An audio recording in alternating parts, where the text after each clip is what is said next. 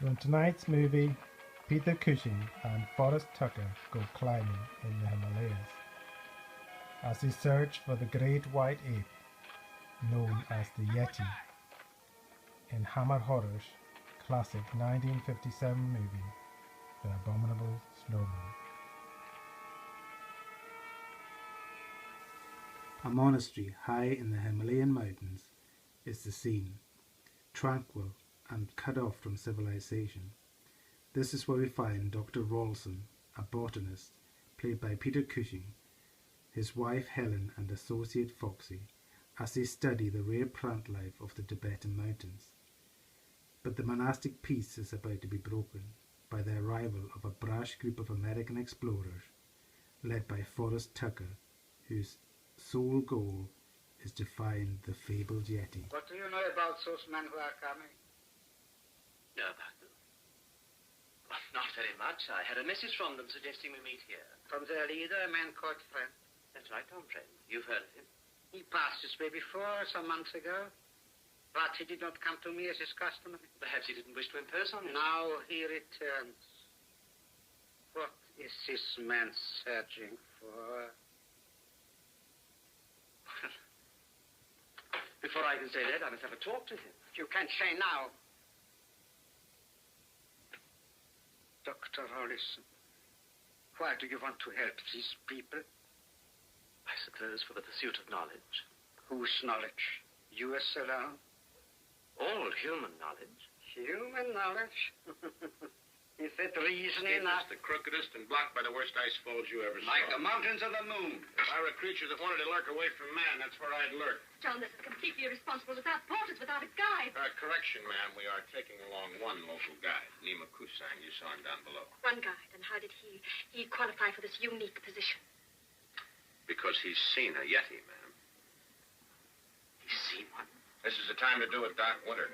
The heavy snow's forcing anything that's up there down valley for food, right? Yes, It's going to be tough going. We know that. We can use an expert climber and a scientist. In a double capacity, we need you with us. What do you say, Doc? Yes, John. What do you say?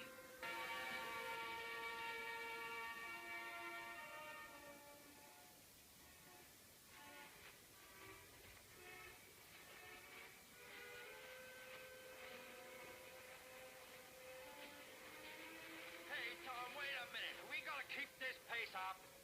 We got to make that hut before nightfall. Yeah, we went an easier way last time over those ridges. This time of year, they're all snowed up. Yeah, well, look at those characters. They seem to be doing all right. Yeah, well, they're not going where we're going. You all right, Doc? So far. Well, let's keep moving, nice and steady. Yeah, get a rhythm. Maybe we ought to sing or something. Yeah, you do that. Huh? Sing! But tensions soon start to rise within the group, and things start to go wrong when Dr. Rawlson realizes that his fellow explorers have very different motives for tracking the creature. And these are not merely scientific. Yeah, everything from foxies to grizzlies. Now, the tungsten still there is just a little sample. You think it'll hold it? Oh, if not, we have other things up there. What things? More guns? So that's what this is. A hunting party. What did you expect us to do? Look at it through a telescope? Have Jock here take a picture You of it with his represent this camera? as a bona fide investigation. It is bona fide. I want one alive, and so do you. And what are your interests? Commercial? Well, if they are, they're honest. Then why all the secrecy? For a thing just like this. Outraged indignation. I wanted to be well underway. Listen. What is it? I was certain I heard something, but you were talking so loudly. Outside? What? A sort of cry.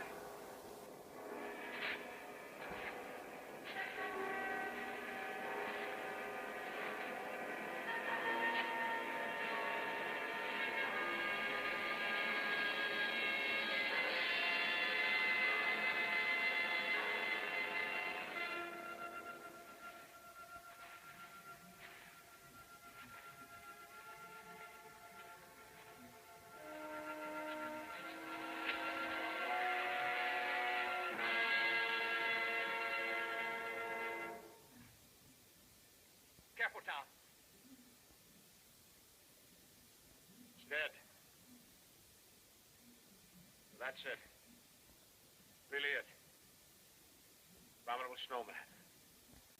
It becomes apparent, though, that the creatures are not as primitive as first thought, but rather have developed a sixth sense far beyond anything human. After killing one of the creatures, the group start to hear voices and act strangely.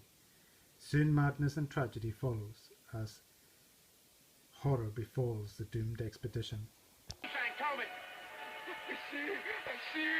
What man must not see. I see through the acting. You made me see. Cushing.